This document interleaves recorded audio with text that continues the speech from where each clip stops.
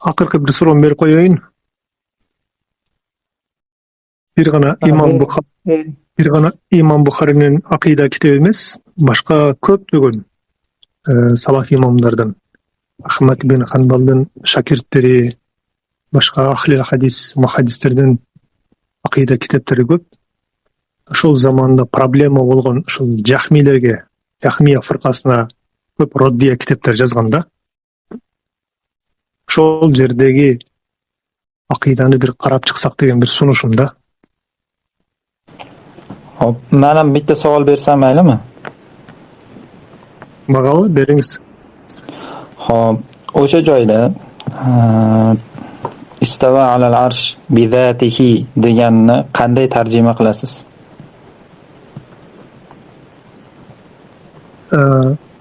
Ayatda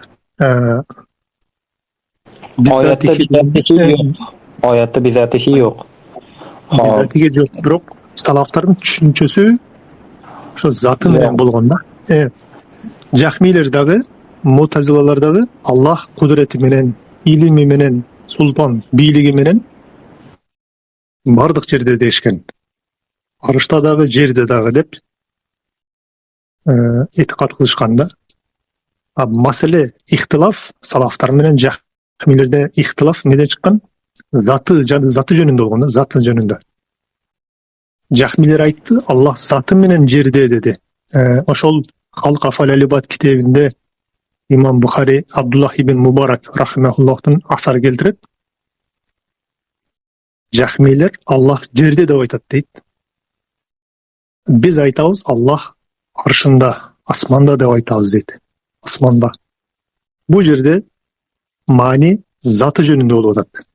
Egerde biyligi, ilimi, sultanı yani kudreti jönünde bolsa Jahmiylerdagi, Mu'tazilalardagi boyun kalgan Allah Taala'nın biyligi, sultanı, ilimi arştadagi, jerdedagi ekendigin. Masale ihtilaf imminna zatında bolgan Allah Taala. Zatı menen jerdebi, ili zatı menen arştabi dep. Salaflardan başka asarlar var. Allah Taala zatı menen arşta ilimi bardyk jerde degen. İlimi, kudreti bardyk jerde. Fi kulli makan degen. İlimi, kudreti. Zatı menen arşta degende. Bayinani halqihi deydi. qarang, boshqa tarafga juda ham o'tib ketyapsiz. Men bittagina savol berdim. O'sha bizatihini tarjima qilib bering, istava alal arsh bizatihini tarjima qilib bering deb aytdim. Siz Jahmiylar unday degan, unga bunday deb javob bergan deb umuman boshqa tarafga o'tib ketyapsiz. Zatı menen degende Zoti bilan istivo qildi degani, zoti bilan istivo qildi degan so'zni nima deb tarjima qilasiz? Boya birinchi savol berganingizda o'zidayoq men javob berib aytdimki, istivo fe'l, to'g'rimi? Istivo fe'l. Qur'onda summa istava alal arsh deydi. Summa doğruda Allah Taala asman jerde 6 günde yarattı. Andan soň summa istava alal arsh. İstava ala degan harf gelse bul oşol üstünde, jogorу деген maninde. Moy aytып atpayбы, istavanın köp manisi var depçi. Köp manisi var dep. Biroq istava ala degan harf menen kelip atat ayatta. Bunu oşol salaftar sözdük manisin, kalmıstan oşol sözdük manisini çeşmelep tarjima kılıp berip ketken. Hop, to'xtang. Tarjima qilmadingiz hozir ham, yana bizatihini tarjima qilmayapsiz. Istivo fe'l. To'g'rimi? To'g'ri. Fe'l bo'lgandan keyin uning maf'uli bo'ladi. Buni ham tan olasiz, to'g'rimi? Maf'ulun beshisi bo'ladi. To'g'ri. Istivo fe'lining maf'ulun beshisi nima? Oyat karimada. Allah Taala Astagfirulloh va atubu ilayh. Boya aytdingiz, Alloh taoloni qiladigan ishlari zotida bo'lmaydi deb. Qanaqa qilib yana Alloh taoloni qilgan ishlarini zotida sodir bo'ladi deb aytyapsiz? Salaflar aytadi, Alloh taolo xohlagani qiladi deydi, nuzul qiladi. Qaysi i'robul Qur'onda istivoning maf'ulun bihisi Alloh taolo deb aytilgan? Siz nahvdan biron kitob o'qiganmisiz? Nahvda ancha emas. Boshlang'ich nahv o'qiganmisiz hech bo'lmasa? Biraz o'qib kelatamiz, emi. Xo'p, endi Ar-Rohman alal arsh istawa. Mana shuni i'roblab beringchi. Mana bunisi mubtado, mana bunisi fe'l, bunisi jar harfi, bunisi majrur. Jar va majrurlar mana bunga borib bog'lanadi va bu fa'il, mana bu maf'ul deb aytib bera olasizmi? Men to'g'ri aytdim. Fa'ili Alloh taolo demek kim bo'lganda fa'ili Alloh taolo demoqchi bo'lganman. Sizga to'g'ri javob berib qo'ydimmi buni? To'g'ri javob berib qo'ydim. Hozir. Ha. O'shani aytyapman. Ya'ni bir-biriga teskari bo'lgan gaplarni aytyapsiz bir vaqtda o'zida. Men shu nahvdan hozir emi o'qiyotamiz. O'sha sizning so'rovingizni to'g'ri javob berib qo'ydim. Hozir so'rang. Qora aka, hozir qo'shilganimizga, lekin savolga javob to'liq bermayapti-yu. Yaxshi bilmayman deyapti. Shunga indamadim. Javob bering hozir, aqlingiz yetsa. Bilmayman deyaptilar-da.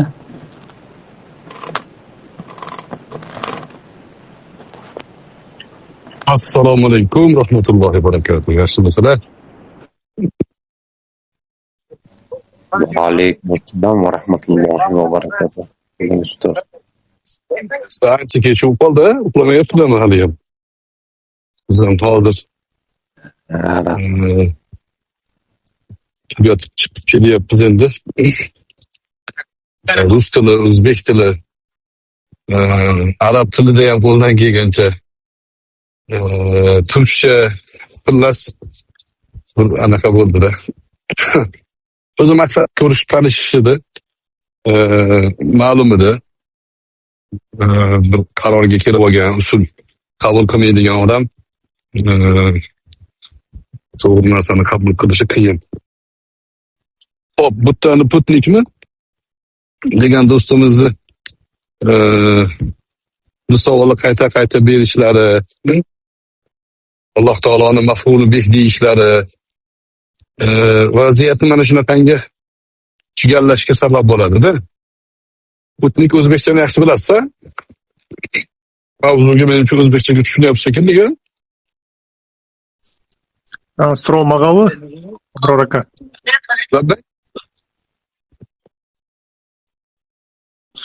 Stromag'a beryapsizmi?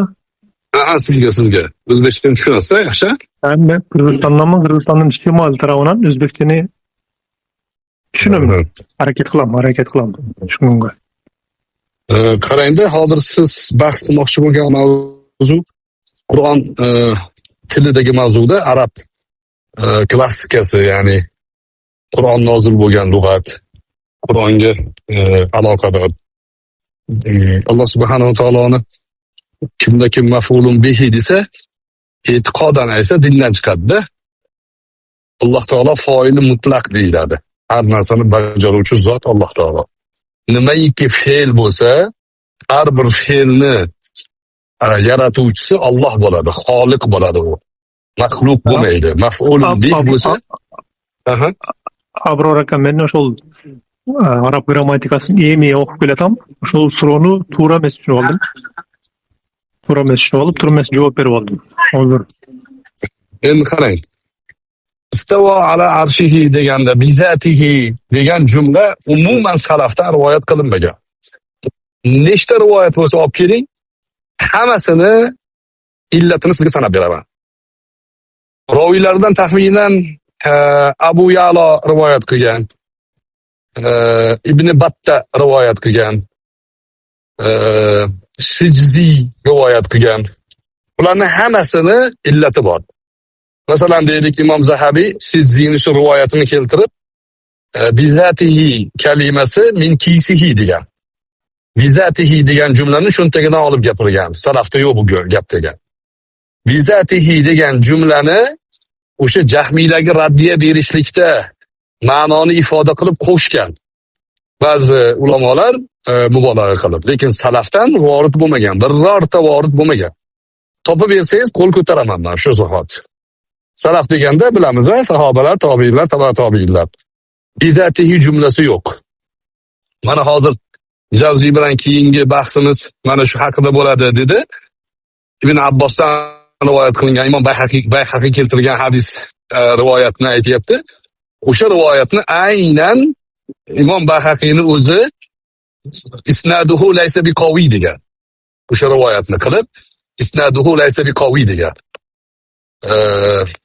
Yana o'sha Mujohid Ibn Abbosdan qilingan rivoyat desa buni olmanglar degan.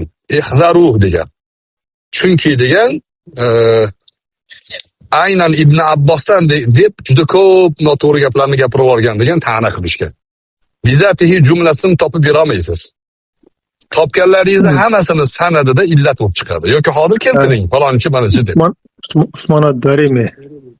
Usmon Dorimiy mujassima bo'lgan. Mujassim sizlar aytasizlar, mujassim deb. Yo'q, bizlar aytamiz emas.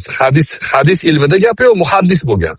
Lekin Usmon Dorimiy, Abu Ja'far ibn Abu Shayba. Keltiring sanadini keltiring menga. Salaflardan aqirqilardan ekan. Kimdan ekan? Dorimiyni salaf deyapsizmi? Yo'q, Abu Shayba salaf zamonida aqirqi imomlardan aqirqi. Yo'q, keltiring, qayerda keltirgan shuni? Qaysi sanad bilan bizatihi degan? Usmon Dorimiy.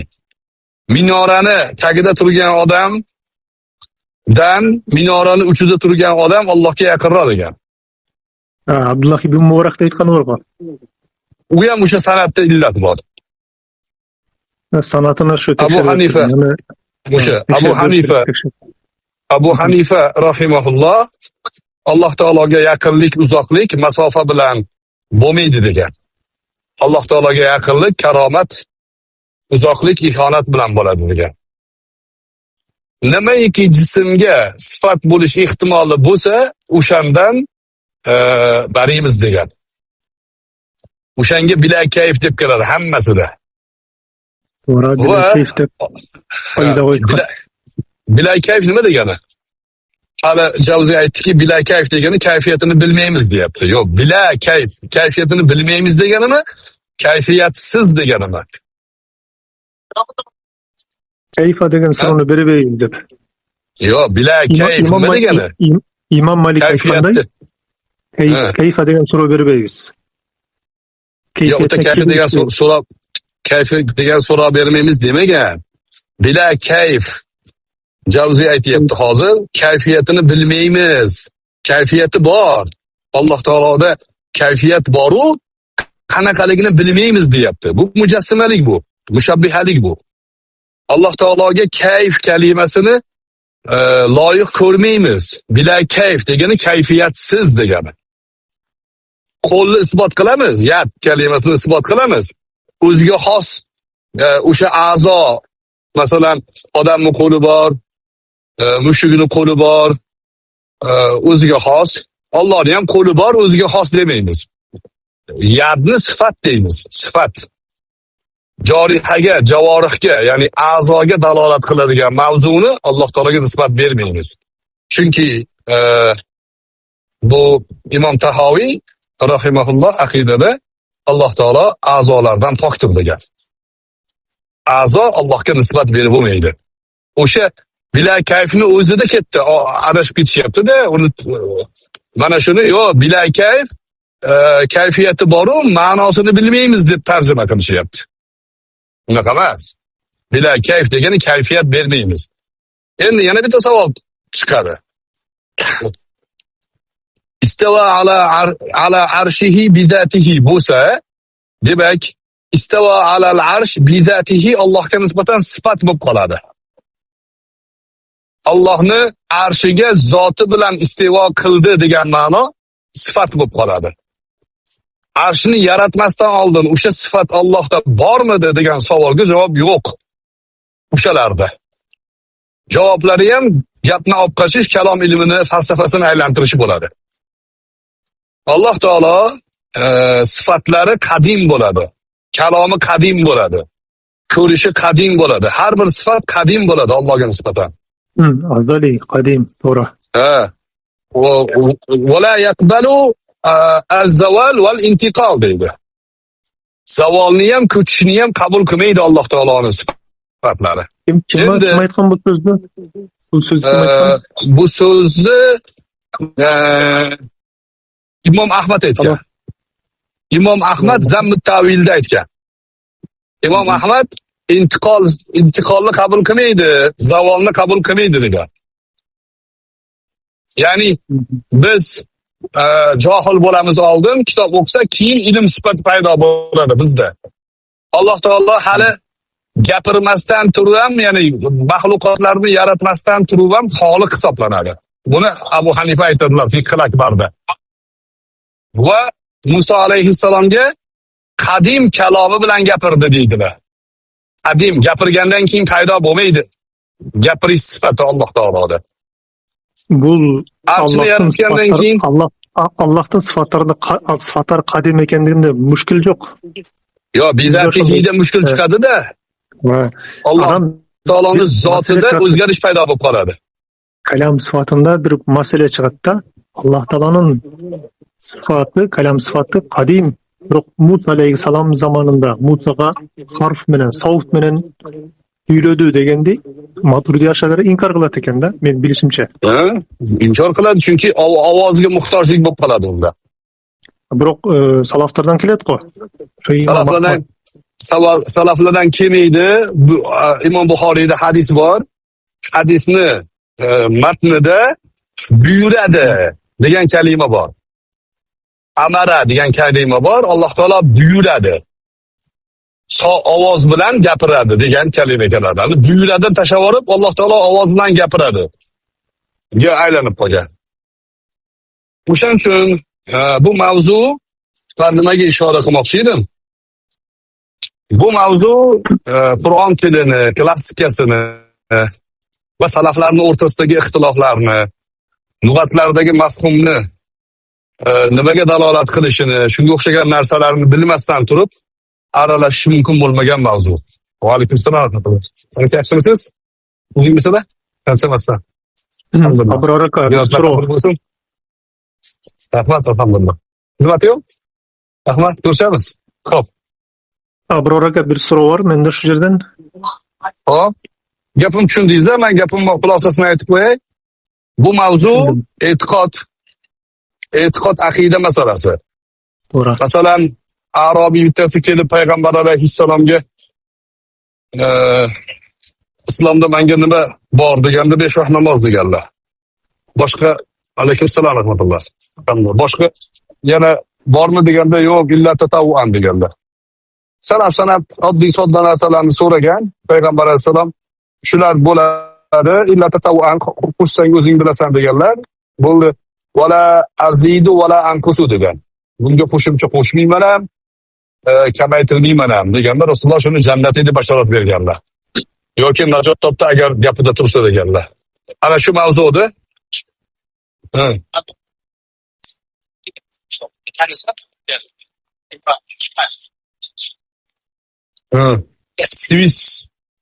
sivil hotel. Raqay kirasiz.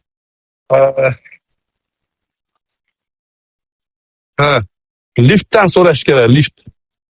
Hozir 1 minutda mana bir kishi adashib qolibdi.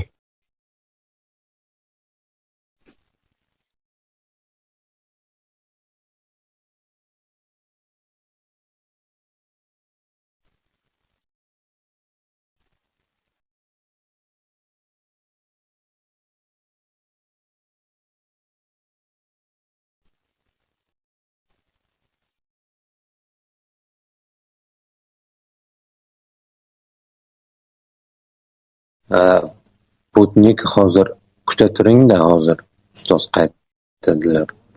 Ma'qul, bir ikki so'rov bor. Tushundingiz-a? Adashmasam. Kuta turing-da ozgina. Turamiz.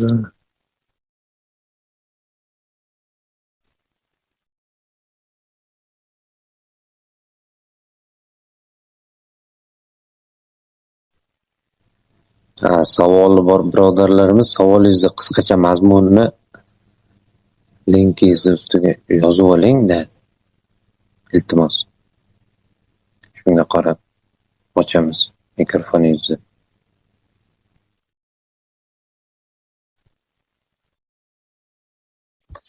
Va ming bor uzr, bir kishi yo'lda adashib qolibdi anaqada, aramda. Xo'p, labbay putnik. Savol bermoqchi edingiz. Xulosan tushundingiz deb o'ylayman.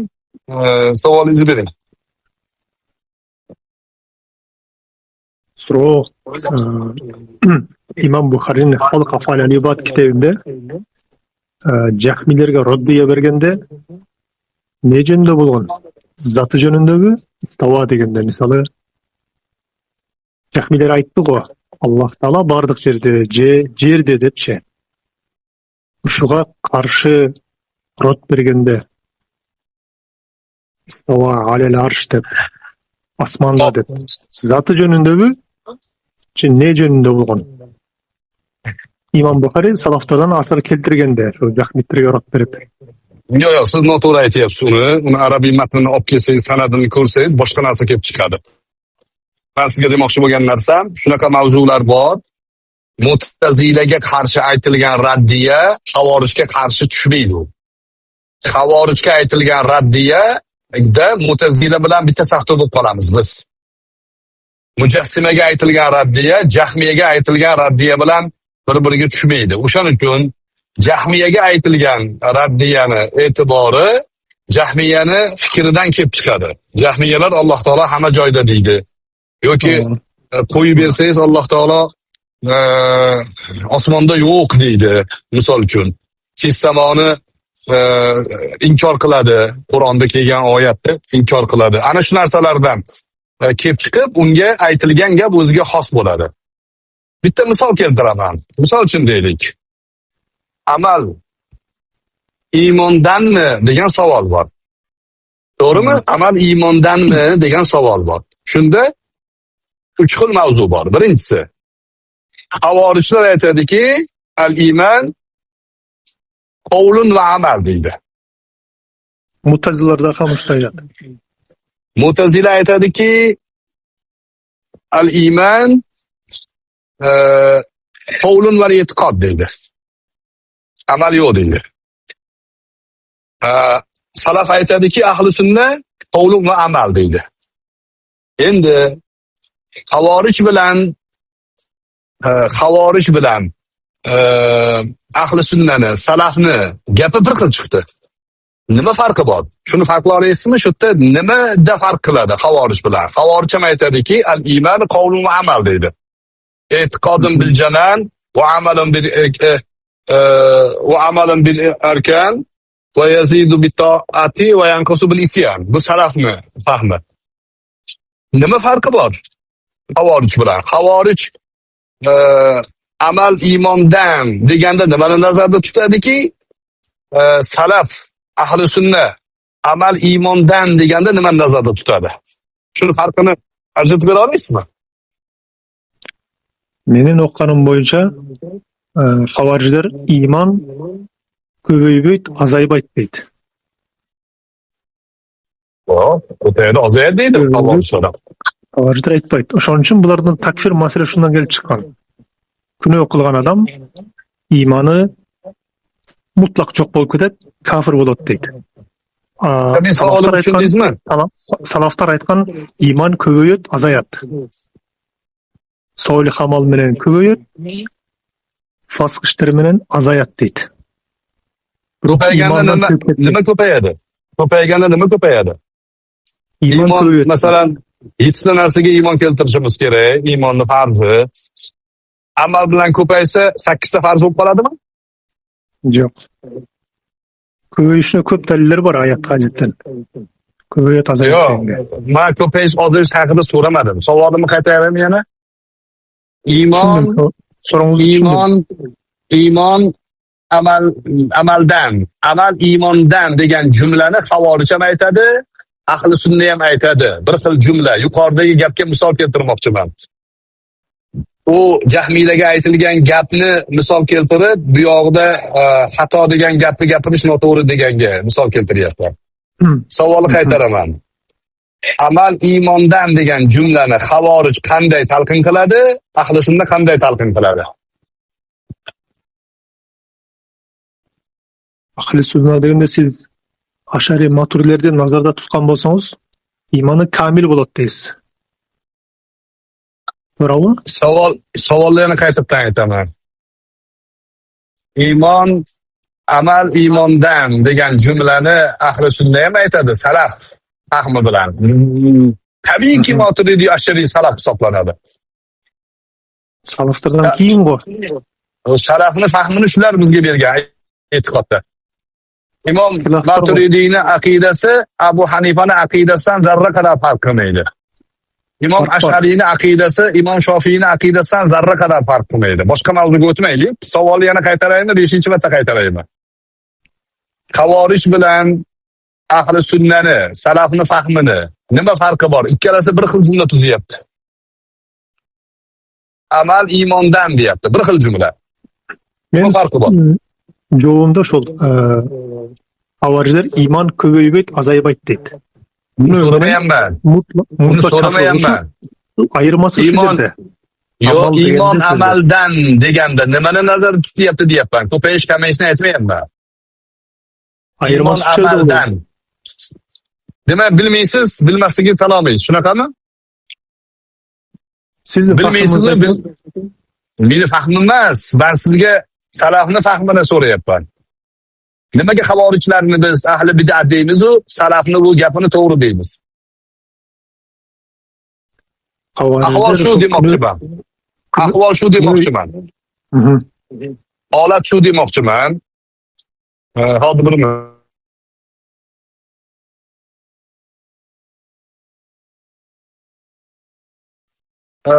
Samimiy odam bo'lsa, aqidada shunga o'xshagan mavzularda to'xta shu masalani bir eshitaychi, men bilmas ekanman. Menimcha hozir endi eshitib turibman buni. Qani haqiqatda nima ekan deb so'raydi. Ahli bid'at nima qiladi? Ya men aytganim to'g'ri deydi. Hozir Imom Mahdi keladimi? Iso alayhisalom tushadimi? Menga ergashsa uni qabul qilaman. Menga ergashmasa ular adashgan bo'ladi deb turaveradi. Safiyizni belgilab oling. Siz so'raverdingiz. Men o'sha o'qiganimda aytdim. Ahli sunna bilan havorijlarning farqi. Endi o'sha turgan. Mana shu joyda eshitib turgan. Har qanday odamdan so'rayinchi, siz javob berdingizmi yo safsata qilyapsizmi? Boshqa narsani tiqishtiryapsizmi oraga? Qani so'raylikchi, kim bor bu yerda? Kim bor? Assalomu alaykum va rahmatulloh. Assalomu alaykum. Biz ham shu Qirg'izistondan bo'lamiz, Qo'sh davlatdan. Hozir siz kishini javob bera olmadingiz. O'ylashim bo'yicha bu so'rovga. Boshqa odamlar ham so'raylikchi, so'raylikchi. Hozir bu kishi men bergan savolga javob berdimi yo boshqa jumlani tiqishtiryaptimi? Kim bor? Farruh bor ekan. Eshitganlarni doston bor ekan bu yerda mana. Kim xohlagan odamimizdan so'raylik. Shuni javob berdim deb agar e'tiqod qilayotgan bo'lsangiz, gap bo'lishi mumkin emas. Yuravering, shunaqa javob berganga o'xshab. Lekin bu aqli hushi bor odam ko'rib turibdiki, siz javob bermadingiz. Nimaga? Taxminim bilmaysiz. Bilmayman deyishni ham bilmaysiz. O'shaning uchun javob berdim. Nima qilib bo'lsa ham men javob berdim deb yuribsiz. Endi sizga aytayim.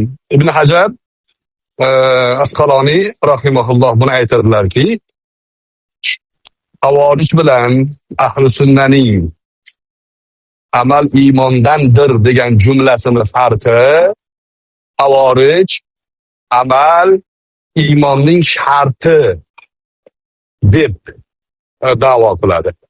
Ahli sunna amal iymonning kamolotini bildiradi deydi. Komil inson, komil iymonli odam amal bilan kamolotga erishadi.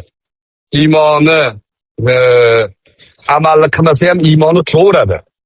Iymondan ayrilib qolmaydi. Masalan deylik, al-haya'u shu'batun minal iymon. Hayo iymon shoxchalaridan bittasi. Bir ishda behayolik qilib qo'ysa kofir bo'lmaydi. Men sizga shu savol javobni berdim, Abror aka. Siz javob berdingiz. Ashari Maturidiler amalda amil degene dalil bo'ladi dedingiz deb aytdim. Men javob berdim. Shunday aytadi dedim. Yo, siz iymonning ziyoda nuqsonini gapirdingiz. Ajirda aytdim. Ajirda andayda ayrımı var. Fark var andaydaga. To'g'rimi?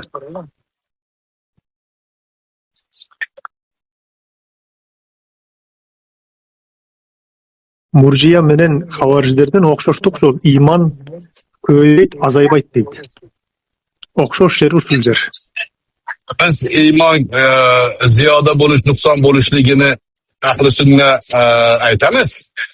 Faqat uni bulkni ziyoda bo'lib kamaymaydi-da, 7 ta narsa 8 ta bo'lib qolmaydi. 7 ta narsa 6 ta bo'lib qolmaydi. Lekin iymonning nuri ziyoda bo'ladi. Nuri. Quvvati Bir insonni nuri, quvvati ziyoda, nuqson bo'ladi.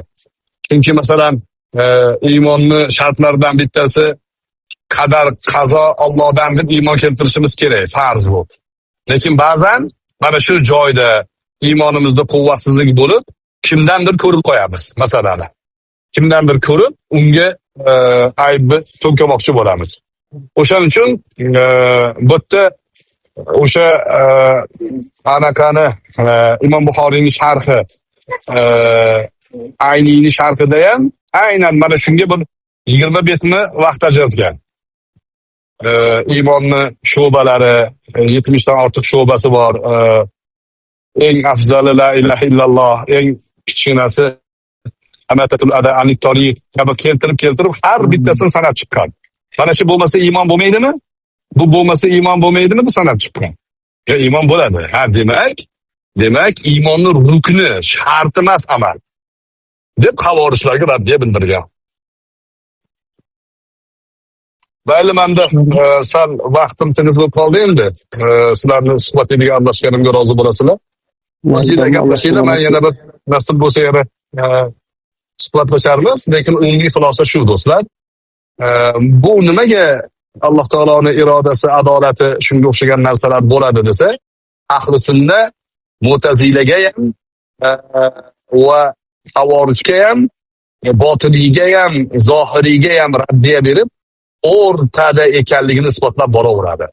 Ahli sunnadan qilib qo'yganiga Allohga hamd aytish kerak, buni shukrini ado qilish kerak. Agar ahli sunna bo'lmasangiz, yo Mu'tazila bo'lib Allohning sifatlarini inkor qilasiz, yo Xavorij bo'lib, mujassima bo'lib butga sig'inib yuraverasiz. Mujassimalar hech qachon Allohga sig'ina olmaydi.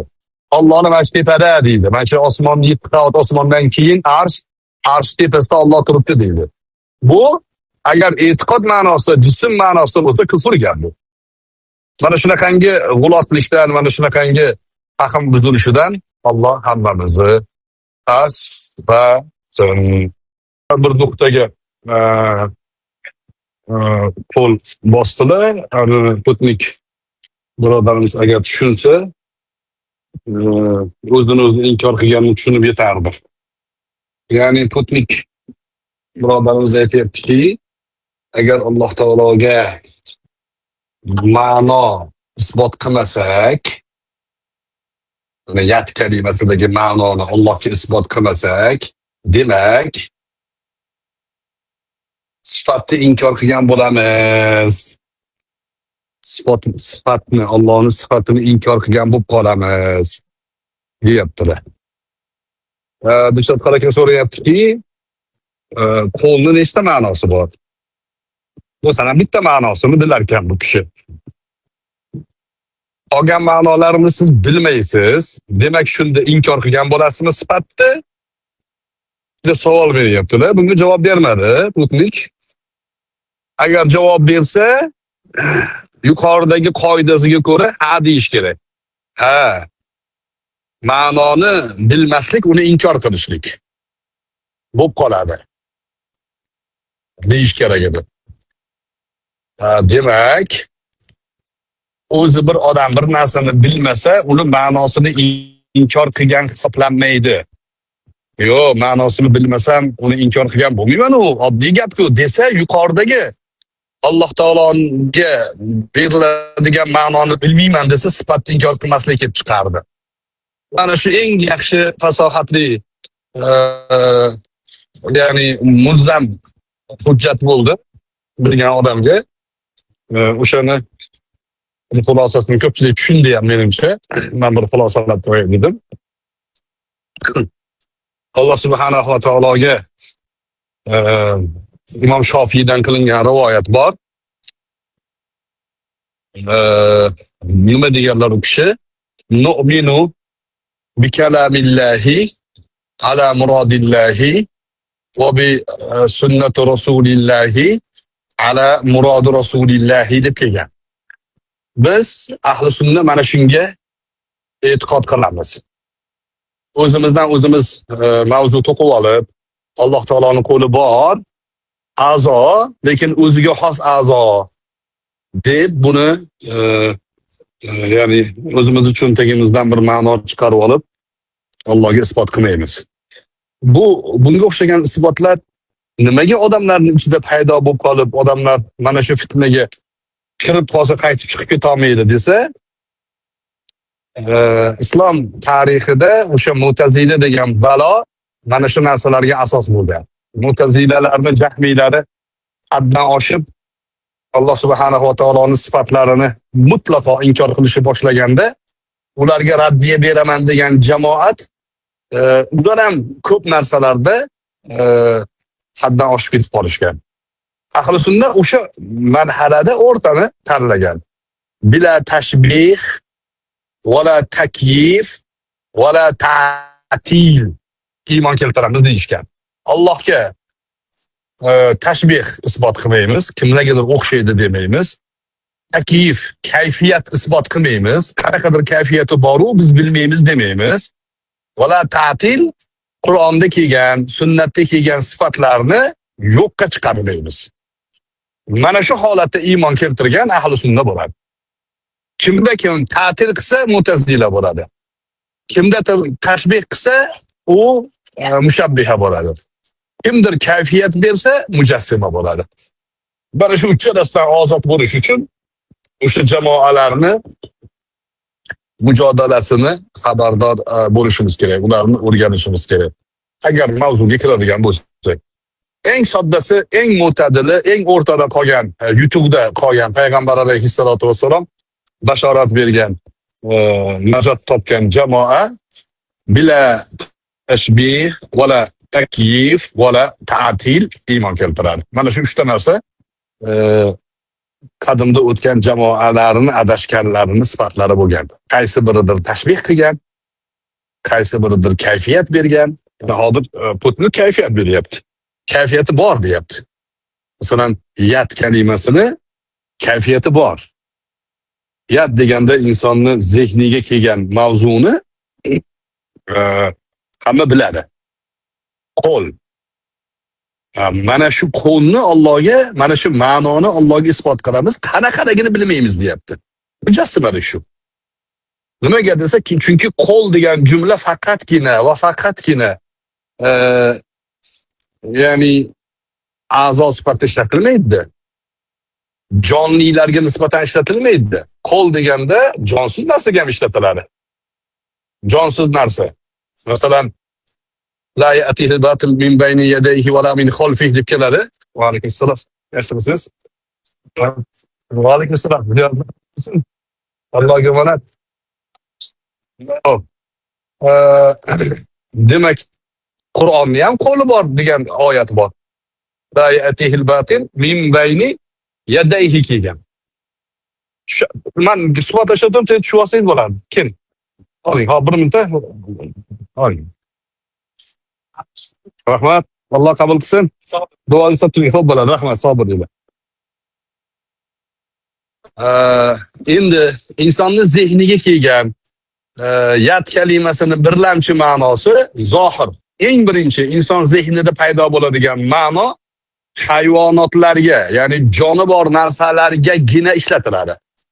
Joni bor narsalargagina ism bo'lib qolgan. Endi joni yo'q narsalarga ishlatilsa nima bo'ladi desa, unda quvvat, qudrat, kasb ma'nolari ham bo'lishi mumkin. Alloh taolo Qur'oni Karimda ma jarahtum maktasabtum ma'nosi mana shu joyda. Jorihani, a'zoni kasb deb ishlatgan.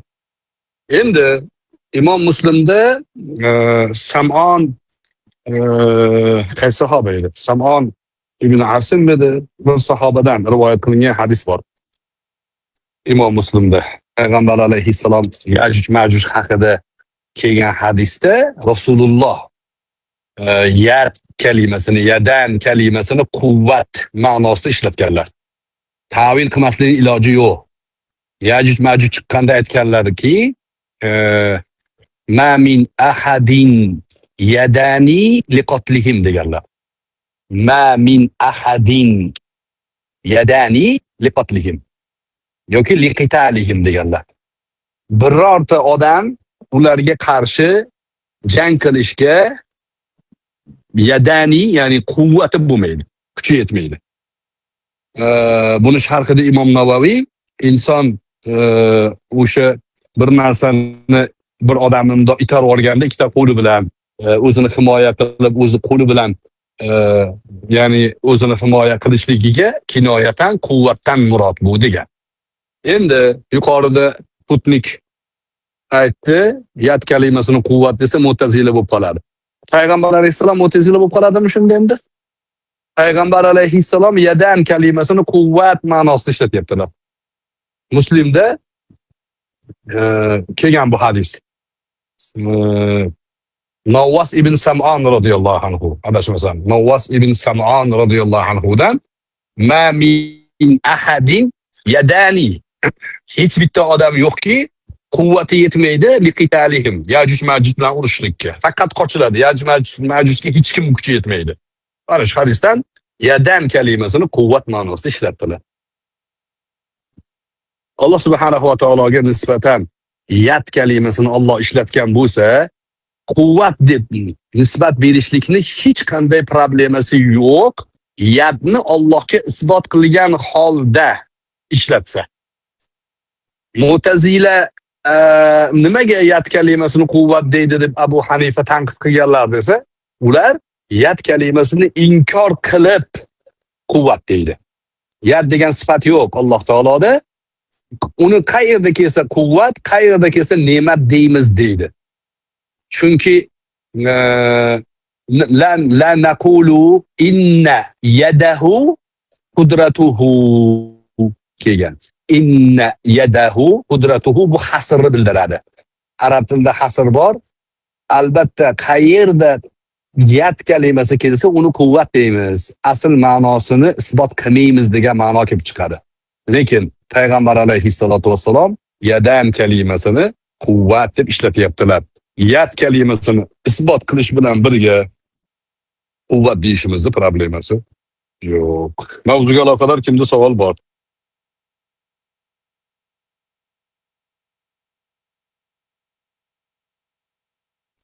Ya ustoz, Zayd degani bor ekan, savol beraman debdi. Qo'l ko'taryapti. Ochib qo'yildi. Zayd, savolingizni bering. Tafakkuriylardan bor ekan.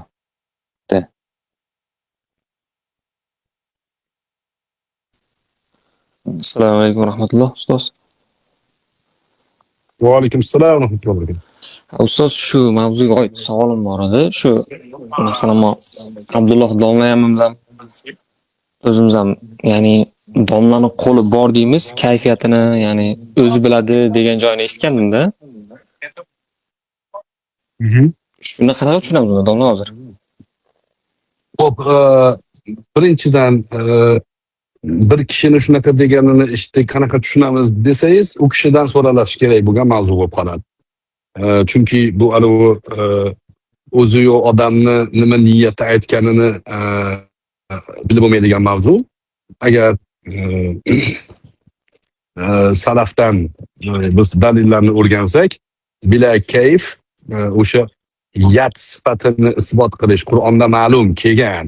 Yad, Allohga yadni isbot qilamiz, yadulloh deymiz. Bal yadahu mabsutatan deymiz. Qur'onda qanaqa oyat kelgan bo'lsa aytamiz. Lekin unga kayfiyat nisbat bermaymiz. Ya'ni qandaydir chegara bo'lib qoladigan kayfiyatlarni nisbat bermaymiz. deyiladi. Endi kimdir kayfiyat beramiz degan ma'noni aytsa, uni men aytsam ham, Shayx Ramazon Buti aytsalar ham, bu salafni fahmiga to'g'ri emas deyiladi. Yoki so'zda biroz saqat bo'libdi, biroz oqilish bo'libdi deyiladi.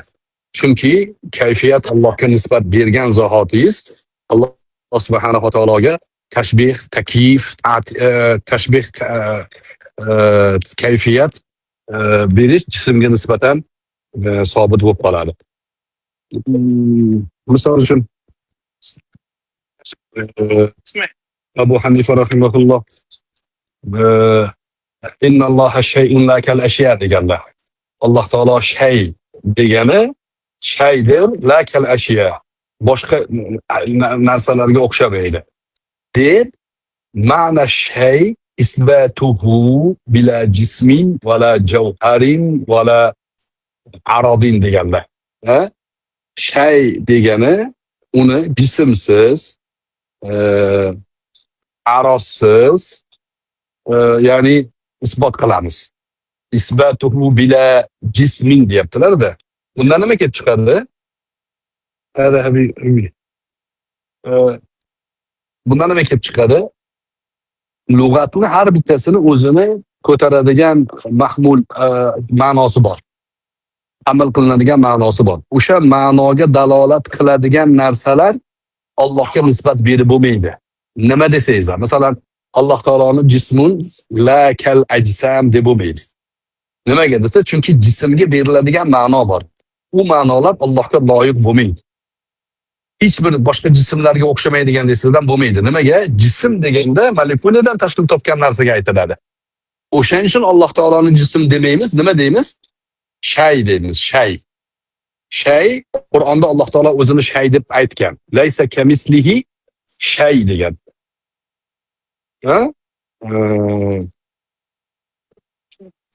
Boshqa oyatlarda ham kelgan. Meting? Nafs. Alloh taolo o'zini nafs deb aytgani bormi? Qur'onda. Nima? Nima deysiz? Nafs degan so'z, kalima Alloh taolo o'zini isbot bergani bormi Qur'onda? Yo, izofa bor, izofa. Tamam, öyle. İzafa qilgani bor. O nafaqat kalima, boshqa narsalarga ham Alloh taolo izofa qilgan. Masalan, Baytulloh keladi. Kalimulloh keladi. Allohga izofa qilish bor. Bu arab tili xususiyatida o'sha izofa qilinayotgan narsani maqomini baland qilish uchun, maqomini ko'tarish uchun aytadi. Endi Alloh taologa lafz, talaffuz isbot qilamizmi desa, salafda kelmagan narsani isbot qilmaymiz. Endi Alloh subhanahu va taologa masalan lafzni, harfni isbot qilsak, unda harfni ma'nosi yo'qolib qoladi. Harfga beriladigan ma'nodan chekinishga to'g'ri kelib qoladi. Chunki harf ham qadim bo'lib qoladi, abadiy bo'lib qoladi. Alloh taoloning kalomi maxluq emas. Lekin Alloh taoloning kalomi qadim hisoblanadi. Alloh taoloning sifati hisoblanadi. Allohdan ayri emas. Allohning zotida tajaddud bo'lmaydi, yangilanmaydi. Yangidan paydo bo'lmaydi, qadim deb hisoblanadi. Endi harflarga muhtojmi Alloh taolo desa, yo'q, muhtoj emas. Qur'oni Karimda Yusuf surasida Yusuf alayhissalomning akalari bu anaqani Binyaminni olib qolish uchun buni akasi ham o'g'riydi degan joyida Yusuf alayhissalom ularga qarab ichidan o'tkazdi, ichidan. Qola antum sharrun makanan dedi. Lekin valam yubdiha lahum kelgan yuqorisida, shu oyat tepasida. Ularga gapirgani yo'q o'zi. Ovoz chiqarib gapirgani yo'q. Ovoz chiqarib gapirmaganni ham kalom deb nomlanadi. Ya'ni kalom zohir bo'lmasa ham Allohda kalom sifati sobit bo'lib turaveradi. Endi lafz, harf, ovoz. Bular nima? Kalommi shular? Har bir lug'atni ta'rifini bilish kerak. Misol uchun, harfni kalom deya olamizmi? Lafzni kalom deya olamizmi? Ovozni kalom deya olamizmi? Savol sizga. Kalom deya olamizmi ovozni? Menstron, nafs degan so'z bo'ldi. Nafs. Nafs. Laf, Lafz emas, nafs. nafs aytyapsiz. Ben lafzni so'rayapman. Hmm. Lafzni kalom deya olamizmi? Shunning javobini berib ketay. Lafzni kalom deya olmaymiz. Alloh taologa kalomni isbot qilayotganda ovozni isbot qilmaymiz. Nimaga desa, ovoz kalom bo'lmaydi. Ovoz kalomga dalolat qiluvchi asbob hisoblanadi. Chunki ovozi bor odamni gapini eshitib buni kalom desak, ovozi yo'q soqov odamni ham kalomi bor. Uni ham gapini kalom deyiladi, ishorasini, surdo tarjimasini kalom deyiladi. Surdo tarjimasi deyiladi uni. Demak, kalom deganda Allohga o'sha nafsiy kalom degan jumlani Maturidiylar mana shundan olib chiqqan. Qur'ondagi oyatdan olib chiqib aytgan. Chunki boshqa hamma narsa Allohga nisbatan maxluqotlarni sifatini berib qo'yish hisoblanadi. Nafs albatta kelgan. Alloh taoloni o'zi isbot qilgan narsani isbot qilamiz. Ya'ni o'sha yuqoridagi gap. Nusbitu kama asbatahulloh. Alloh sobit qilgan narsani sobit qilamiz. Sufyon ibn Uyaynadan rivoyat bor. Ma'nosi nima desa, ma'nosi qiroati deymiz. Bo'ldi. O'sha Imom Malikni al-istiva'u g'oyri majhul yoki al-istiva'u ma'lum degan ma'nodagi gapi, o'sha qiroati ma'lum hamma biladi degan u. Al-Javziyga ham savol berdim. Istivo ma'lum deganda nima nazarda tutgan Imom Malik desam, aytayaptiki, ma'nosini hamma biladi nazarda tutgan deyapti. Qanaqasiga hamma biladi? Istivoni hamma bilmaydi-ki. Nechta ma'nosi bor istivoni? Desa, men o'rgansa biladi deydi. Yo'q, o'rgansa biladi, o'rganmasa bilmaydi. Buni farqlamayapti Imom Malik. Istivo ma'lum deyapti. Nima degani ma'lum desa, lubboy odam biladiki, musulmon odam biladiki, istivo haqida savol bergan odam biladiki, Qur'onda bor bu degani. Qur'onda bor, yat kalimasi Qur'onda bor, nafs kalimasi Qur'onda, hadisda bor. Buni bu tortishadigan narsa emas, savol beradigan narsa emas. Qarshisida turgan odamga aytayapti. Uni olim emasligini, olim ekanligini so'rab o'tirmayapti. Hammaga ma'lum deyapti. Om, xos hamma bilish kerak uni. Lekin ma'nosini hamma bilmaydi. Ma'nosini hamma bilmaydi. Tushunibdi. Ma'no haqida gap yo'q deyapti. Al-istiva'u ma'lum wal kayf anhu marfu'. Bitta rivoyatda. Yana bitta rivoyatda wal kayf anhu g'oyri ma'qul. Wal kayf g'oyri ma'qul degan. G'oyri ma'qul nima degani? Aqli bor odam qanday demaydi Alloh taologa. O'shani Javziy oldidagi bolaga savol berdim. Alloh nechta deb savol bersa bo'ladimi? Alloh taolo Qur'onda o'zini ahad deyapti. Nechta deb savol berdi bo'lmaydi. Nechta kalimasi sanoqqa aytiladi. 1 2 3 4 5 ga aytiladi. Alloh taolo sanoq sistemasidagi yakka emas. Vallohu taala vahidun la min tariqil adad, walakin min tariqi annahu la ilaha illa hu deb kelgan. Alloh taolo birdir. Sanoq sistemasidagi bir emas. Qancha, nechta deydigan zot emas. Nechta degan odamni aqli joyida emas. Sanoq sistemasidagi birlik emas. Undan oldin 0, undan keyin 1 2 3 bo'ladigan sistemada emas u. Qanaqa sistemada? Sherigi yo'q, yagona degani. Yagona, sherigi yo'q ma'nosida. Kayf ham shunaqa. Wal kayf anhu marfu. Marfu degani savol berib bo'lmaydi degani. Bunaqa savolni berilmaydi, ko'tarilgan. Misol uchun deylik, erkak kishiga nechta tug'ding deb bo'lmaydi. Bu savol erkak kishidan ko'tarilgan. Erkak kishiga bir odam kelib nechta tuqqansiz desa, soqolib kindigida turgan odamni. Otaxon nechta tuqqansiz desa, sen jinnimisan deyiladi. Bu savol g'oyri ma'qul deyiladi. Alloh subhanahu va taologa Kayf degan odamni aqli joyida emas, aqli buzilgan odam deyiladi. Imom Malik shuni aytayapti-da. Davomida keyin aytayaptilarki, as-sualu anhu bid'a deyaptilar. Mana shu savolni berishlik bid'at bu. Va bu kishi yomon ekan, antarojin suv deganlar. Bu yomon odam degan. Sen yomon odam ekansan. Qayda boringlar degan chiqarib yuborganlar. O'sha chiqib ketgan odam hozir nasl qoldirib, yana o'sha majlislarga kirib kelyapti-da. Yana o'sha savolni berishyapti. Endi Qur'oni Karimda Ali Imron surasida Alloh subhanahu va taolo fihi ayatun muhkamat, Qur'oni Karimda zikr qilganda fihi ayatun muhkamat unna ummul kitob degan. Qur'onda muhkam oyatlar bor, bular kitobning onasi degan, asli. Va ukhra mutashabihat degan. Qolganlari mutashabihat degan. Fa ammal-ladina fi qulubihim zayghun, va ammo qalblarida botilga moyilligi bor. Odamlar qalbida botilga moyilligi bor odamni Alloh adashtiradi. Chunki qalblarini Alloh biladi. Qalbida botilga moyilligi bor, haqni olgisi yo'q, o'zini xohlaganini ifoda qilmoqchi bo'lgan odamni va ammal-ladina fi qulubihim zayghun, va alaykum assalom va rahmatulloh. Alloh qabul qilsin. Sayattabi'una ma tashabaha deyapti. Oyat Qur'ondagi mutashobihlarga ergashadi. Qarang, shu yerga kelib taxminan 2 soat bo'ldi, balki 3 soat bo'lgandir. O'tiribsiz, bergan savolingizni hammasi mutashobih. Birorta diningizga foydali savol o'rganganingiz yo'q. Siz gaplashgan Dilshod qori madrasada mudarrislik qiladi. Diningizga foydali bir savolni bersangiz, olib amal qilib ketadigan imkoniyatsiz.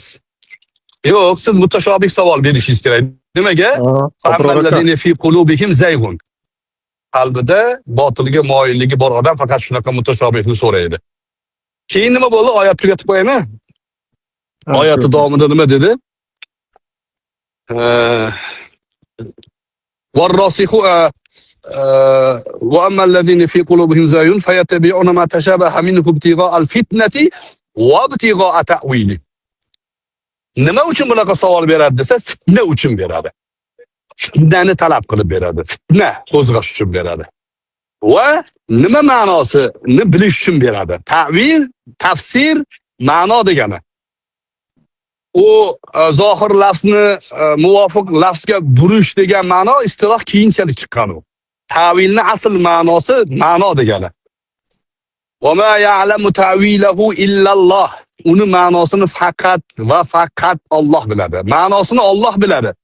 Hozir mana zohiriylar, mana siz ham aytyapsizki, ma'nosini biz bilamiz deyapsiz. Faqat qanaqaligini bilmaymiz deyapsiz. Alloh taolo nima deyapti? Ma'nosini faqat Alloh biladi deyapti. Varrasikhuna fil ilm, ilmda chuqur bo'lgan odamlar nima deydi? Ular amanna kullun min indi robbina deydi. Biz iymon keltiramiz. Hammasi Allohdan deymiz. Istavo alal arsh Allohdan. Hamma biladi buni. Iymon keltiramiz uni. Ma'nosini Allohga topshiramiz. Tafsir shundan kelib chiqyapti. Endi mana shu ma'no, mana shundan ham shu oyatni ham burib o'zlariga moslab nima deyshadi? Yo'q deyshadi. Bunga o'xshagan mavzularni va alaykum assalom.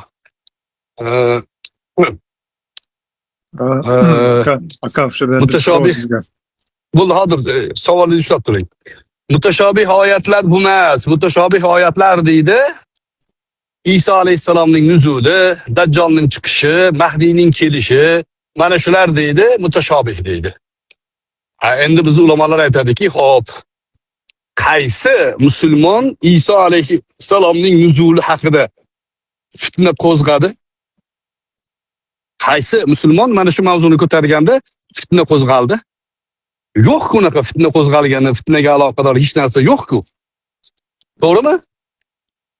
Endi kim istivoni ko'targan bo'lsa, islom tarixida Allohning yadi, Allohning sifatlari haqida mutashobih oyatlarni ko'targan bo'lsa, ana o'shandan fitna paydo bo'ldi. Va bugungacha o'sha fitna to'xtagani yo'q. Alloh taoloning Qur'ondagi oyatiga ko'ra, istivoni atrofida, yadullohni atrofida aylanib, hali unaqa o'rgiltirib, hali bunaqa kayfiyat, sayfiyat deb yurganlar, demak fitna qo'zg'ashyapti. Islom ummatining ahvoli ma'lum. hali Falastinda bizni musulmonlarni qilishyapti. Hali Xitoylar ichida bizni musulmonlarga zulm qilishyapti. Lekin hali ham bular aynalloh deb yuribdi. Musulmonlar ichida birorta musulmonga yordami tekkani yo'q. Bitta qori chiqargani yo'q. Bitta muhaddis chiqargani yo'q shular. Xo'p, nuqta. Endi savol, bering savolingizni. Assalomu alaykum. Yaxshimisiz? Assalomu alaykum. Yaxshimisizlar? Ziyoratlar qabul bo'lsin. Alhamdulillah. Sog' bo'ling. Abror aka. Labbay. Oling. Shu Ahmad ibn Hanbal Roddalal Jahmiya kitobida shu mutashabbih oyatlarga meni fitna qilganlarga javob berdilar. Oling.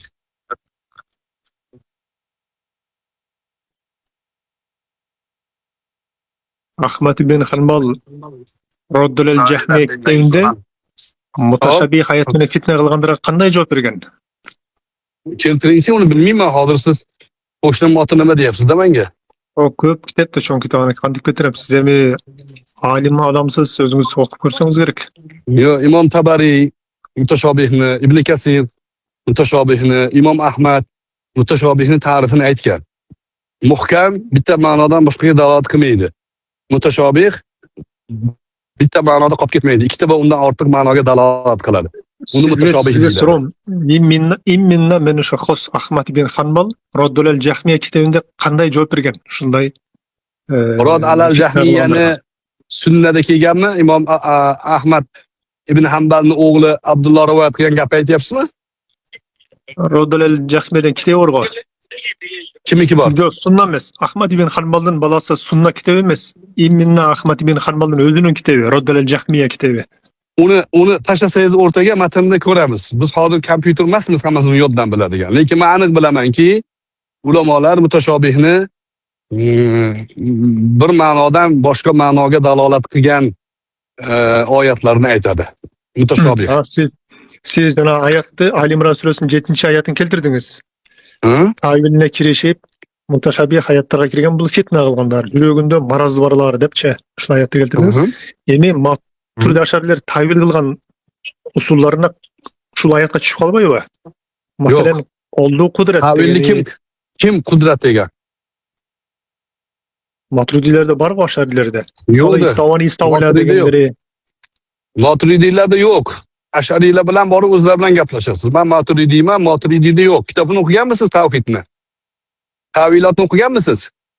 Jo'jo o'qigan emasman. Unda nima tuhmat qilyapsiz? 100% kazzab. Kimda kim Imom Maturidiy tavil qilgan, istavoni istavlo degan bo'lsa 100% tuhmat qilyapti. Yer yuzida nechta Maturidiy bo'lsa qiyomatda hammasi haqqini oladi sizdan. Hammasi. U ana siz muflis degan Abror aka siz muflis degan hadisni eshitgansizda? Muflis. Emotsiya bilan kirbangiz. Yo'q, emotsiya emas. Imom Maturidiy o'zi aytmasa-da Maturidiylarda bor-da, boshqa. Yo'q, Maturidiyning asos hisoblanadi. Yo, siz qo'shningiz aytgan gapga Imom Maturidiy javobgar emas-da. Hech bittasi ta'vil qilmaydi. Imom Maturidiyni Qur'oni Karimdagi Alloh taolo shaytonga aytgan oyatining tafsiri bor. Ma mana'aka an tasjuda lima khalaqtu bi yaday. O'zim ikki yadim bilan yaratganimga sajda qilishdan seni nima to'sdi degan oyati tafsirida bu oyatni ta'vil qiladiganlar bor degan Imom Maturidiy. Ta'vil qilishga harakat qilishadi. Nimaga? O'sha mujassimalikka tushib qolishdan qo'rqib deydi. Keyin xulosada aytadiki, nimaga qo'rqadi deydi. Yat kalimasini isbot qilsa qanaqa mujassima bo'ladi deydi. Mana Alloh taolo la ya'tihil batil min bayni yadayhi deb Qur'onda aytayapti-ku deydi. Qur'on haqida gap ketganda kim qo'lni tasavvur qiladi?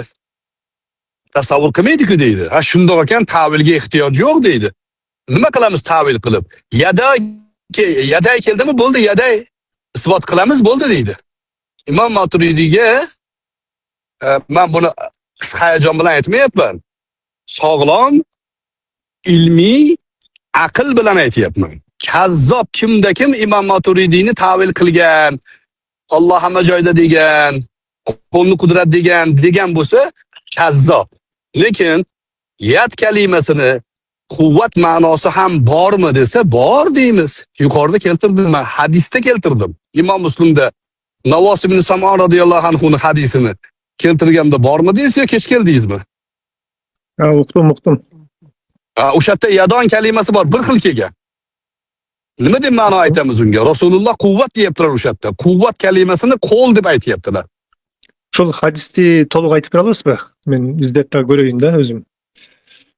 Navvos ibn Sam'on radhiyallohu anhudan qilingan rivoyat. Imom Muslimda o'sha joyi esimda bor, aytadilarki, ma min ahadin yadani liqitalihim deganlar.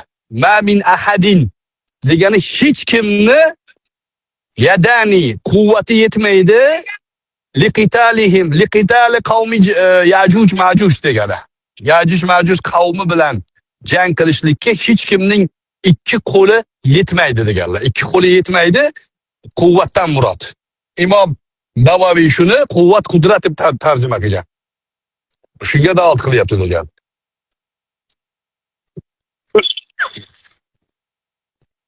Demak, Imom Maturidiy ta'vil qiladi. Rasul hadisdagi yatni qo'zg'arat deganda olib kelib turib, Alloh taolani o'zini yat deganda aytgan oyatlarda qudrat desak bo'ladi ekanda. Joyiga qarab. Masalan, anaqani Ibn Abbos buxuldan kinoya degan. Sahiylikdan kinoya degan. Alloh taoloning qo'li mag'lula degan yahudiylar. Va qolatul yahudu yadullohi mag'lula. Yahudiylar aytadiki, Allohning qo'li g'ul, ya'ni kishanlangan. Ya'ni buxuldan kinoya. Bal yadahu mabsutatan yunfiqu kayfa yasha. Balki Allohning ikki qo'li, ikki yadi ochiq, xohlaganiga infoq qiladi degan oyatni sahiylikdan kinoya deb Ibn Abbos aytgan, sahoba radhiyallohu anhu. Buni Imom Maturidiy yoki Imom Ash'ari ta'vil qildi deb bo'yniga yuklashga hech hojat yo'q. Arab tilining xususiyatiga ko'ra qo'l deb ma'no aytib bo'lmaydigan joylar bor. Ta'vilga Ibn Abbos ta'vil qilyapti. U bizga salafdan hujjat bo'ladi.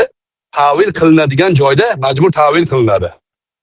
Faqatgina zohirga yopishib olib, nimaiki gap bo'lsa o'shani tushunib olib ketilmaydi. Bu aql shu joyda odamni ishi emas. Ibn Abbos radhiyallohu anhuning qadamda aytib o'tasizmi? Qadam ta'vil qiladi. Bu ham bor. Soq. Qadamda soq degani boltir degani. Yo'q, boldirni anaqadan, mashaqqatdan kinoya degan. Oshno Yawma yukshafu ansak. Yo'q. Yawma yukshafu ansak bu shidda degan. Shidda. Ish juda og'irlashgandan kinoya degan. U anuni bal yadahu mabsutatan, Allohning ikki qo'li ochiq degani sahiylikdan kinoya degan. Sahiylikni ifoda qilmoqchi. Qo'lni bitta maqsad qilmayapti. Xuddi haligi tarvuzni qo'ltig'idan tushdi deganda na qo'ltiq buti maqsad, na tarvuz buti maqsad, balki inson pushaymon bo'lgani, umidsiz holga tushganidan kinoya. Ibn Abbos shuni aytyaptilar. Til xususiyatiga ko'ra o'rni kelgan paytda qo'lni qudrat deyish mumkin. Chunki yad kalimasini qudrat ma'nosi bor. Ayyadahulloh bor. Ayyada degani yordam berdi degani, qo'llavordi degani. Masalan, men Qirg'izistonga borsam, qiynalib qolsam, siz kelib menga yordam berib yorsangiz, mana putlik meni qo'llavordi deyman. O'shanda qo'l nazarda tutilgan bo'ladimi yoki quvvat nazarda tutilgan bo'ladimi desa, aqli hushi bor odam quvvat deydi. Hech kim buni masalan ikkita qo'lingiz kesilgan bo'lsa ham sizni Xudo ko'rsatmasin, lekin meni qo'llagan bo'laverasiz, qo'lingiz bo'lmasa ham.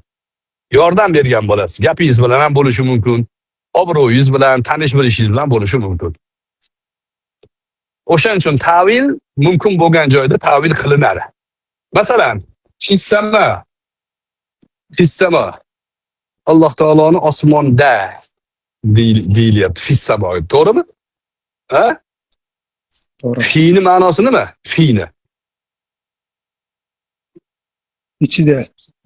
Ichida.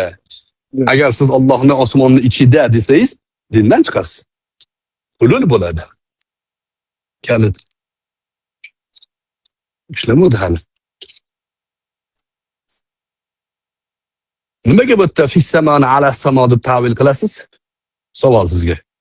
Fissamo deyamaysiz. Ala samo deyishga majbursiz.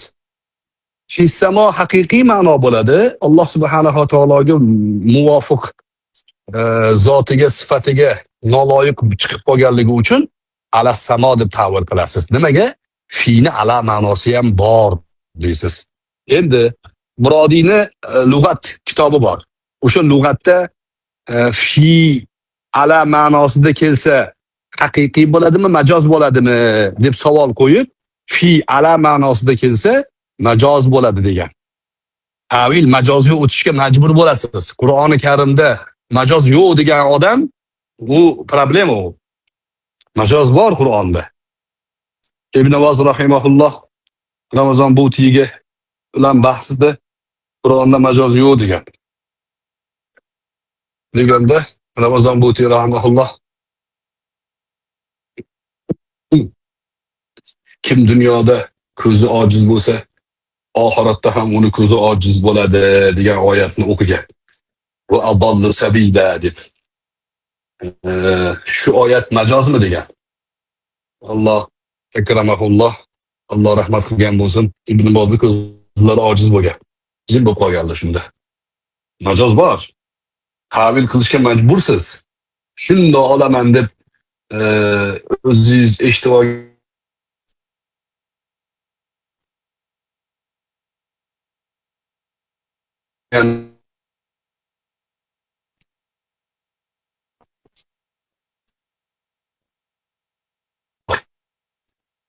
bak.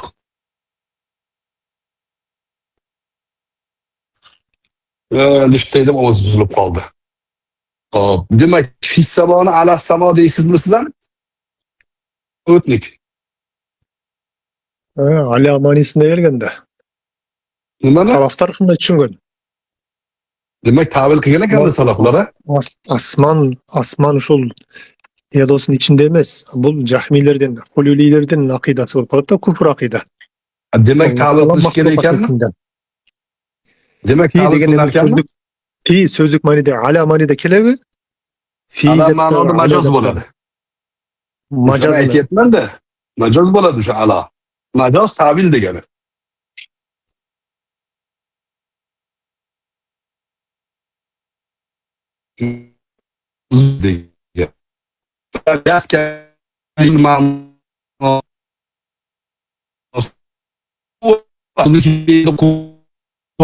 Desem yok.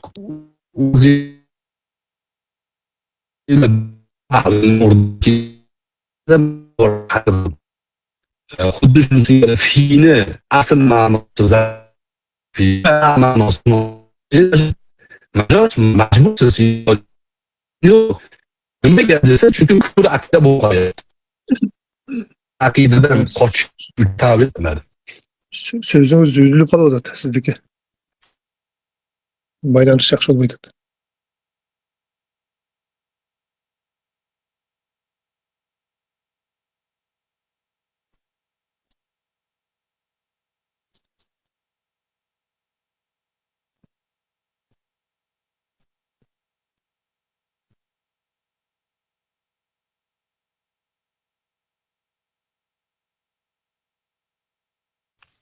Uzilib qoldi, qattiq uzilib qoldi ovozim. Eshityapmanmi deylar?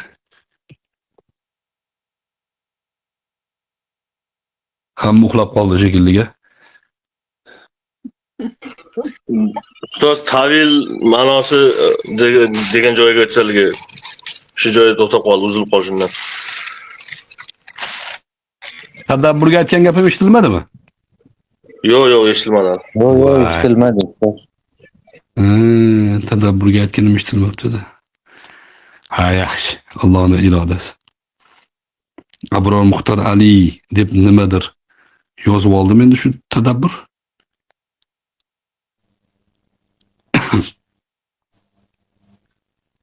Xo'p, qaytarib qo'yay. Tadabburga o'xshagan odamlarga so'z bermaymiz. Bu gruppalarda bularni o'rni yo'q.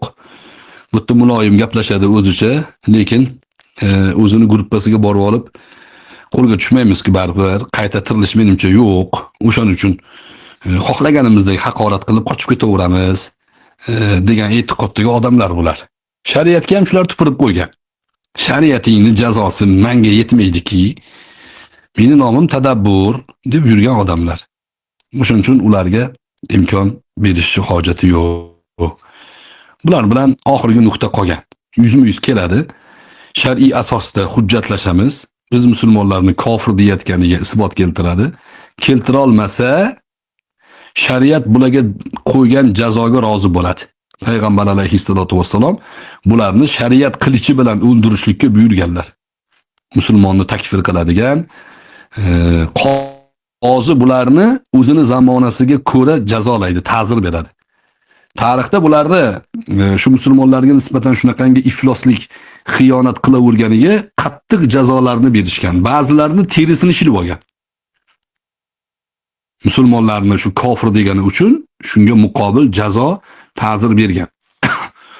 Bular bilan shunaqa qolgan xolos. Bahs qildik, necha marta ko'rdinglar. Qur'onni o'z peshtasini Qur'onda yuribdi bu. Hani Bahrom Bakir Don Kixot bilan deyarli bir xil uslubi bular. Xo'p, kimda savol bor?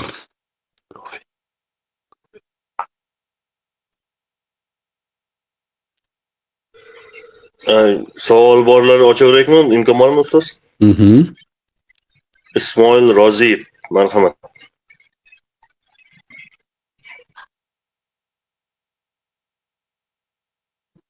Assalomu alaykum ustoz. Va alaykum assalom va rahmatulloh. Ustoz, savolim yo'q, faqat shu ulug' turgan duo qilib so'rab Allohdan bilagan maqsadlarga erishtirsin. Duolarimiz balki qilasak Alloh taolo undan nazarga erishtirsin. Salomat bo'ling. rahmat.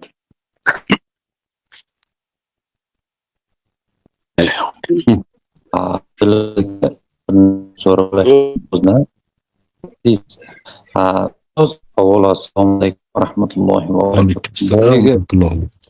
boya bo'lib o'tgan suhbat borasida ozroq bir xulosaviy bir aytib o'tsangiz, tushunmay qolganlar bo'lsa. Menimcha tarjima qildim, o'tda uni zapisi ham olindi, ular ham qo'yadi menimcha.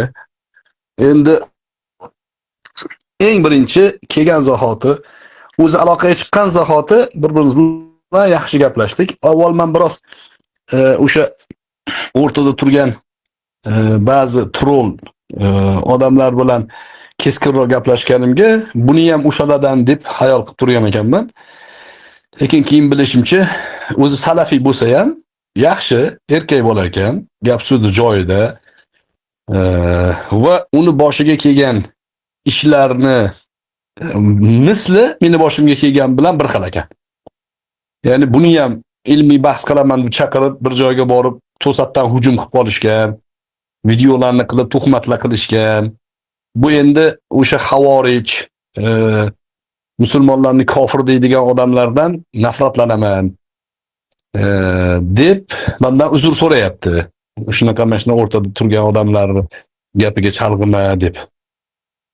Meni nomimdan kimdir chiqib sen bilan ko'rishaman desa, ko'rishma ular bilan. Chunki ko'pida nafrat bor, johil, jubano, o'zi qo'rqoq, yuzini berkitib yuradi, mana shunaqa deb ogohlantirdi. Keyin bahs bo'ldi. Bahsimiz ko'rdinglar, yarmi rus, yarmi arabcha, yarmi turkcha, yarmi o'zbekcha. Umumiy xulosa shu 3 ta masala ko'tarildi. Birinchisi, aynalloh degan jumla bid'atmi yoki joizmi dedim. Men aytdim bid'at dedim. Joizligiga hadis keltiraman deb Imom Muslimdan bitta hadis, Imom Termiziydan bitta hadis va Imom Abu Hanifa rahimahullohni Alloh taolo osmonda yerda emas degan rivoyatni keltirdi. Mana shu 3 taga nima deysiz dedi. Birinchi Imom Muslimning hadisi aqidaga tegishli mavzu emas. Birinchidan, ikkinchidan joriya hadisi faqat Imom Muslim rivoyat qilmagan. 6 ta 7 ta turuqdan kelgan. Boshqa rivoyatlarda aynalloh jumlasi yo'q. Va usulga ko'ra, ya'ni usul deganda bir odamni musulmonmi, musulmon emasligini belgilaydigan qoida shahodat kalimasi. Bir odamni musulmonmi, musulmon emasligini bilish uchun aynalloh degan savol berish to'g'ri emas. Chunki Alloh osmonda desa, bir odam musulmon bo'lib qolmaydi. Yahudiylar ham Alloh osmonda deydi. Nasroniylar ham Alloh osmonda deydi. Lekin musulmon bo'lib qolmaydi. Butparastlar ham Alloh osmonda deydi. Qachon musulmon bo'ladi? Ashhadu an la ilaha illalloh va ashhadu anna Muhammadan abduhu va rasuluhu desa. O'shanda musulmon bo'ladi. Demak, ikkinchisi usulga ko'ra bu xato dedim. Uchinchi hadis mustarib. Mustarib ta'rifini 3 marta so'radim shekilli. Mustaribning ta'rifi nima? Mustarib nima? Desam, matnni so'rayapsanmi deydi. Sanatni so'rayapsanmi deydi. Matndagi ba'zi kelishmovchiliklar mustarib bo'ladi, lekin bir-biriga quvvatlayveradi. 5 ta odam eshitgan bo'lsa, 5 xil eshitgan bo'lishi mumkin. Hodisa bir xil, umuman boshqa ketib qoldi. To'xtatdim men. To'xta, qoidani qo'yib olaylik. Mustaribni, men aytayotgan mustaribning ma'nosi nima? Hech kim mustarib demagan deb turib oldi. Bu Imom Muslimning hadisiga dedi, hech kim tanqid bilan qaramagan dedi. Men aytdim, Doriqutni tanqid bilan qaragan. Imom Navoiy buni sharhlaganda ayna kalimasini bu yerda makon sifatida berib bo'lmaydi. Alloh jismga aylantirib qo'yadi. Ayna kalimasida ikki xil ma'no bor. Bittasi, ya'ni ikki xil yo'l tutgan ahli sunna. Bittasi tafviz degan, shunda o'qib ketaveramiz, ma'nosi nima deb so'ramaymiz. Ikkinchisi, Allohga loyiq bo'lgan sifatda beramiz. Mustarib nima? Javob bermadi. Mustarib Imom Muslimning shu hadislarini sahih, sanadida muammo yo'q. Sana o'tiribdi menga. Sanatda muammo yo'q. Mustarib boshqa sahih hadislarda kelgan ayni shu hodisani bir-biriga jamlab bo'lmaydigan darajada ziddiyati bor. Hadisga mustarib deyiladi. O'zi hadis istilohida hadislar orasida bir-biriga muvofiq kelmaslik bo'lib qolsa, masalan, payg'ambar alayhissalatu vassalomni ko'rdim, tik turgan hollarda suv ichdilar. Payg'ambar alayhissalatu vassalom tik turib ichgan odamni o'tirib ichdilar, tik turganini qayt qilib dedilar. Bir-biriga to'g'ri kelmayapti. Payg'ambar alayhissalom Abu Hurayradan qilingan rivoyatda tuya go'shtini yeganlarga tahorat qilishni buyurdilar. Yana Abu Hurayradan qilingan rivoyat tuya go'shtini yeb tahorat qilmadilar.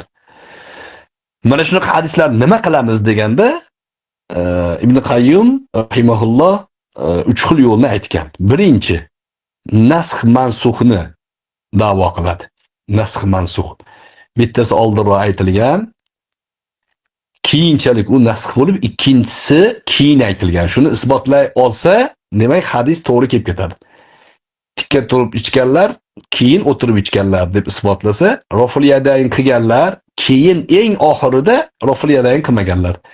Demak, nasxni isbotlasa, eng oxiri quvvatli bo'lib qolaveradi. Endi uni iloji yo'q. Topib bo'lmadi. Tikka turib ichganlar ham bor, o'tirib ichganlar ham bor. Qachon hodisa bo'lganini bilmaydi hech kim. Qaysi biri oldin, qaysi biri keyinligini ham. Nima qilinadi desa, muvofiqlashtiriladi. Qanaqa desa, bittasi zamzam suv bo'lishi mumkin, ikkinchisi oddiy suv bo'lishi mumkin. Yoki makruhu tanzihi deyiladi. Odobga biroz xilof bo'lishi mumkin tik turib ichganda, o'tirib ichganda ham bor. Payg'ambar alayhissalomni o'tirib bavul qilganlari ham bor, tik turib bavul qilganlari ham bor hadisda. Qanaqa muvofiqlashtiradi desa, tik turib bavul qilganlari axlat to'plangan joyda bo'lgan. Misol uchun. Endi muvofiqlashtirishni ham iloji bo'lmasa, tarjih qilinadi, tarjih. Mana bu hadis bunisidan ko'ra kuchliroq. Nimasi desa, roviylari kuchliroq. Tarjihni o'zini 120 xil usuli bor. 120 xil. Adashmasam 97 yoki 98-chi usulda Buxoriy bilan Muslimda qilingan rivoyat boshqa rivoyatlardan ustun turadi. Ana sizga hadis ilmi bo'yicha qisqaroq bir xulosa. 4-inchisi bor. To'rtinchisi nima edi? Esim kelmayapti.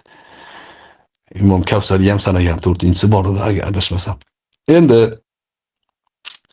yuqoridagi hadis mustarib dedik. Nimaga desa, Imom Ahmadda kelgan, Abu Dovudda kelgan, Imom Malikning Muvattosida kelgan rivoyatlarga Imom Muslimda kelgan rivoyatning matnini birlashtirib bo'lmaydi. Nasx mansxuni ham isbotlab bo'lmaydi. Qaysi biri kuchli, uni ham isbotlab bo'lmaydi. Ikkalasi ham rivoyatda kuchli. Nima qilinadi desa, jumla bir-biriga umuman to'g'ri kelmayapti. Desa aytiladiki, usulga qaraladi endi. Usul bo'yicha mavzu aqidaga tegishlimi? Ha, aqidaga tegishli. Imom Muslimning rivoyati qanaqa rivoyat? Ohod rivoyat. Undan tashqari usuliga ko'ra Alloh osmonda desa musulmon bo'ladimi? Yo'q. Bu asos emas, iymon kalimasi emas bu. Ha, demak, buni rivoyat bil ma'na deyiladi. Rivoyat ma'no bilan bo'lgan bo'lishi mumkin. Odam o'zicha aytaveradi-da, misol uchun tushunganda aytishi mumkin. Biz arab emasmiz. O'sha xususiyat chiqishi mumkin. Misol uchun deylik,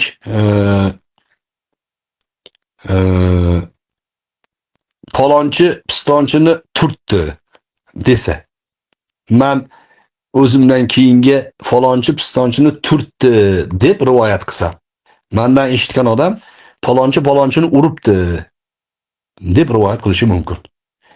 O'zi turtdi deyish kerak edi. Mendan eshitganini aytish kerak edi. Hadisning istilohidagi, hadis rivoyatidagi asoslardan bittasi shu. Muhaddislar qattiq turgan. Ko'pchiligi ma'no rivoyatiga ruxsat bermagan. Lekin ruxsat berganlari bor sharar bilan. Faqih bo'lish kerak. Matn asli yo'qolib ketgan, u ma'no esida qolgan, o'shani e'tiborga olib ma'nosini rivoyat qilyapman. Aw kama qol deb rivoyat qilish kerak. Yana boshqa shartlari bor bir ikkita. Endi mendan eshitgan odam turtini urdi deb rivoyat qildi. Urdidan eshitgan odam pachag'in chiqarib oldi deb rivoyat qildi. Pachag'in chiqarib oldi deb rivoyat qilgandan narginisi nima deydi? O'ldirib qo'yibdi deydi. Ha?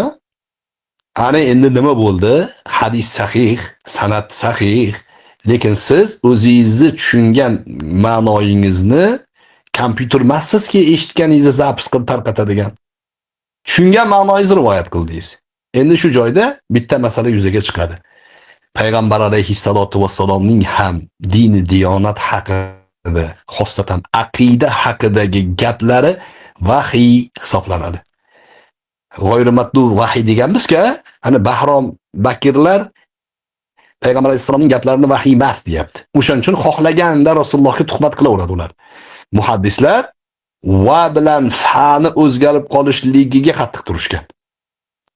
Oldin bir aytib berodimi? Hazrati Ibn Umar radhiyallohu anhumoni oldilarida bir sahoba masalul munafiqi kamasalish shat baynal g'anamayni deb rivoyat qilgan. Yolg'on gapiryapsan deganlar Ibn Umar. Kazabta deganlar. O'zi yolg'on emas bu. Rasulullohning so'zini shunaqa rivoyat qilgan uchun yolg'on deganlar. Nimaga men g'anamayni emasmi degan? Yo'q degan, robitayni degan. Robitam ikkita qo'yi ma'nosini beradi. Qo'y surusini ma'nosini beradi.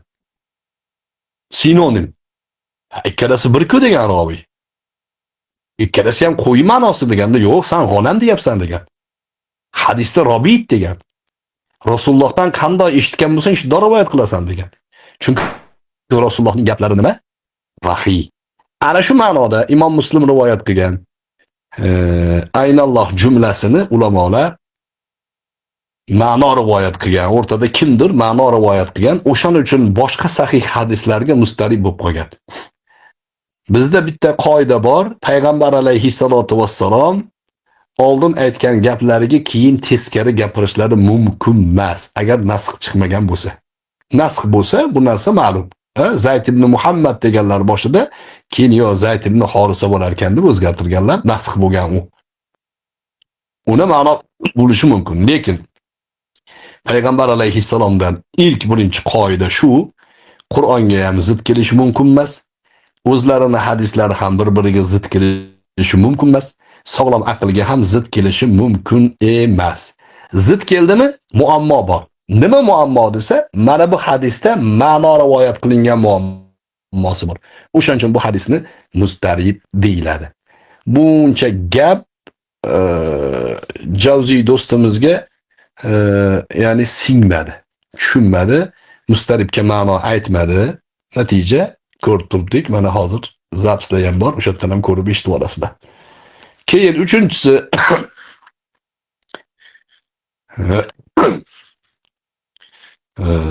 bu hadis aqida bobida kelmagan desam, nima qizig'i bor deydi. Hayz bobida kelsa ham farqi yo'q, biz aqidaga olaveramiz deydi. Yo Imom Muslimni aqllarini, ilmiy makonatlarini pastga urish bu. Imom Muslim aqida bobida alohida mavzularni yiqqan. Agar aqidaga tegishli bo'lganda edi, shu mavzuni yana ko'tarib olib borib o'sha ham rivoyat qilardilar. Chunki ko'rganmiz, Imom Buxoriyning hadislarida takrorlar bor. Nimaga takror bor desa, bir joyda fiqhga aloqador jumla bor, o'sha hadisda aqidaga aloqador jumla ham bor. Aqidada o'sha hadisni yana keltirganlar. Mumkinmi? Mumkin, lekin Imom Muslim buni qilmaganlar. Buni yuqoridagi aytgan gap romantika u. Alloh taolo dinini saqlab qoladi, mashna qilgan undan. Yo'q dedim. Romantika qilma dedim.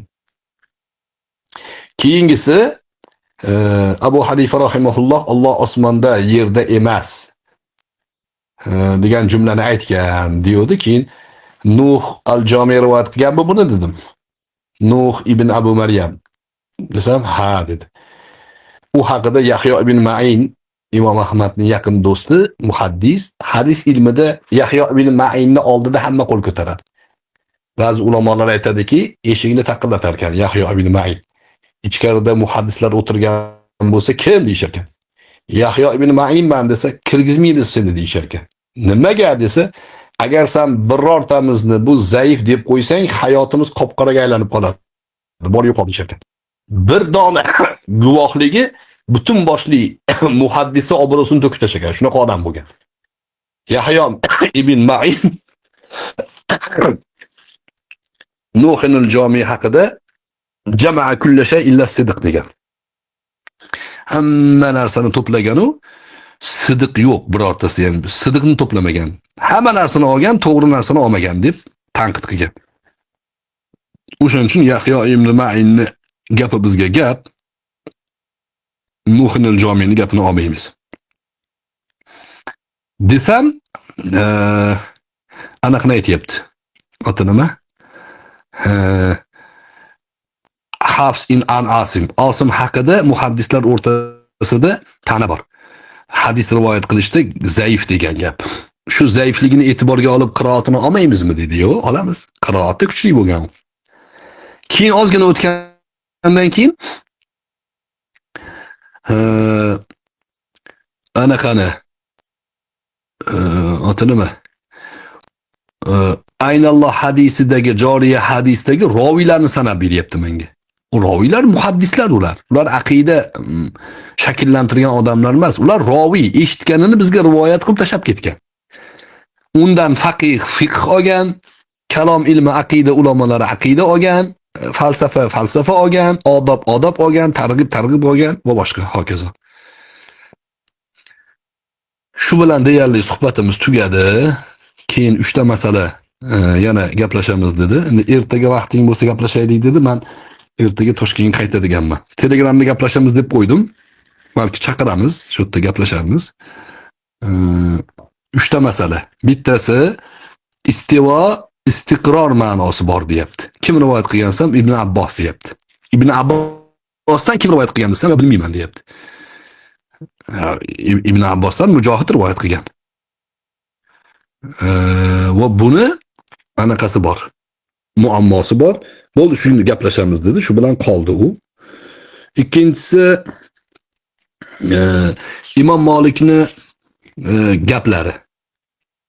Al-istiva ma'lum yoki g'ayr majhul val kayf anhu marfu va su'al anhu bid'a degan jumla. Keyin undan keyin Yazid ibn Yunusmidi? Yazid ibn Yunus adashmasam. O'shaning rivoyati bor. Imom Buxoriy keltirgan. O'sha Ar-Rad al-Jahmiyada degan matnni uni ham gaplashamiz dedi. Shu 3 ta masala qoldi. Tushunarlimi? Sizlarda ham bomdod bo'ldi shekilli endi. Ha, tushunarli domla. Shunda ustoz yana bir tomoni borki, so'rab oladigan narsamiz sizdan.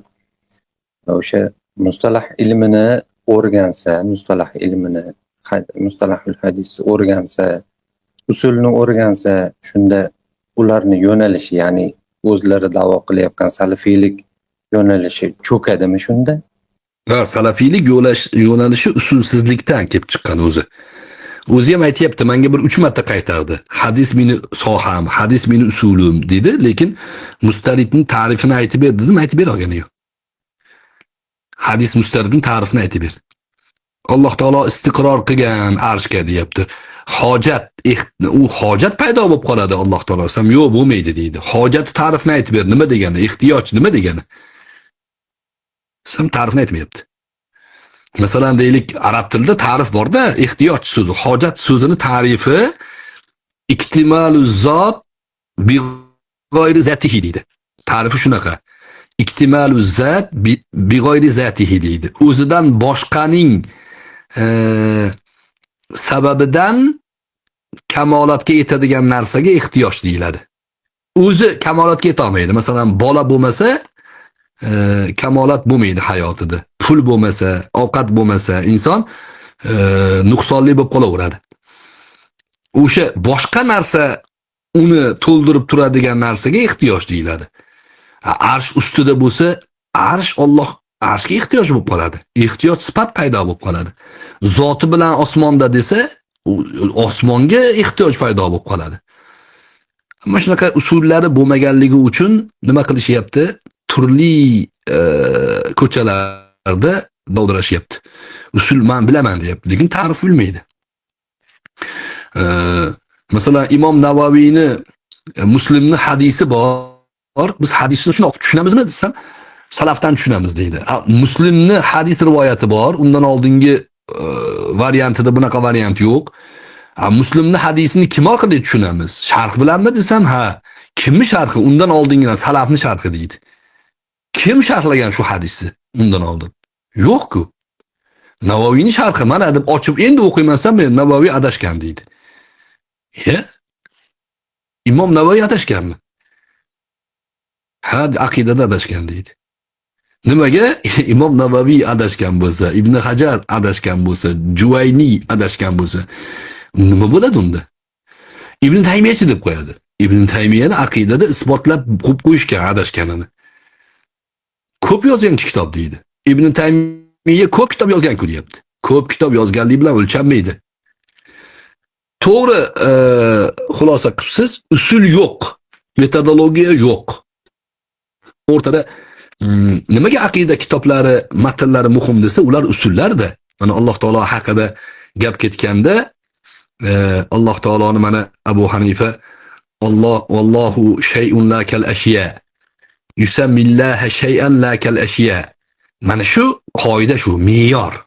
Allohni shay deymiz, mavjud bo'lganligi uchun. Ya'ni bor deyish uchun shay narsa deymiz. Jism demaymiz, bila jismin vala javharin deymiz. Bu ham qoida shu. Nimaga bila jismin deyapmiz? Jismga taalluqli hamma ma'no Allohga nisbat berib bo'lmaydi degan. Shundan kelib chiqaveramiz. Shundan asos ushlab olaveramiz. Hadis o'qiymizmi, oyat o'qiymizmi? Oyatda Alloh taolo nasulloha fanasiyahum degan bir joyda. Bu o'ziga nisbat beryapti. Nima Alloh taoloni esdan chiqarishlik sifati bor, o'ziga xos sifat, kayfiyatiga kirmaymiz deymizmi? Jaholat bu. Va g'adiballohu alayhim degan. Alloh taolo ularga g'azab qiladi degan. G'azab sifat. Alloh taolo bandaga o'xshab g'azab deymizmi? Yo'q. Bu sifatni Alloh Qur'onda nima degan bo'lsa, shunda o'qiymiz. Ma'lum deymiz, Qur'onda turibdi. Val kayf desa, kayfiyat nisbat bermaymiz deymiz. Mana shu usulimiz hisoblanadi. Ularda unaqa usuli yo'q. O'zi bir narsani qabul qilib olgan. O'sha qabul qilib olgan narsasini isbotlash uchun Qur'onni ham, hadisni ham o'zini ma'nosiga buraveradi. Do'stlar, hali ham bir 2 soat gapirdim. Hozir ham menga endi ruxsat berasizlar. Bu yerda agar boshqa do'stlarimiz bo'lsa, bemalol suhbatlashib tursangiz bo'lar. Alloh barchalarga ofiyat, barakot, umringlarga ziyodalik, tani joninglarga sihat salomatlik, ibodatinglarga qabuliyat bersin. Bizni ham haqqimizda duolarda bo'linglar. Assalomu alaykum va rahmatullohi va barakatuh.